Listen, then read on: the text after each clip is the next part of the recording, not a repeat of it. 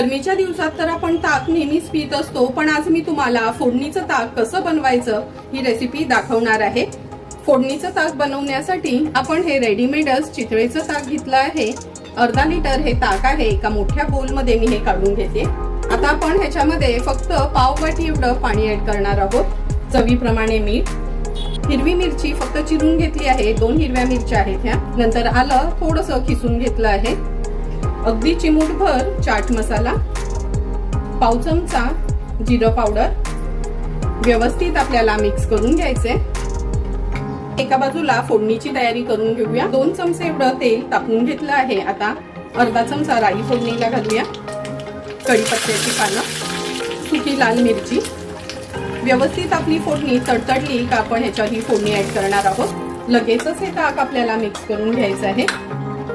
ह्याच्यावर थोडीशी कोथिंबीर ऍड करूया आणि सर्व करण्यासाठी हे फोडणीचं ताक आपलं तयार झालं आहे।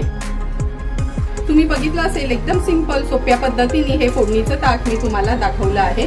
तुम्हाला पण जर मी बनवलेल्या ह्या फोडणीच्या ताकाची रेसिपी आवडली असेल तर तुम्ही पण माझ्या पद्धतीने नक्की एकदा तरी हे फोडणीचं ताक घरी ट्राय करा आणि मला कमेंट करून सांगा की तुम्ही बनवलेलं हे फोडणीचं ताक कसं झालंय ते। जर तुम्हाला मी बनवलेल्या ह्या फोडणीच्या ताकाचा व्हिडिओ आवडला असेल तर नक्की माझ्या चॅनलला तुम्ही लाईक, शेअर अँड सबस्क्राईब करा। Thank you for watching my video.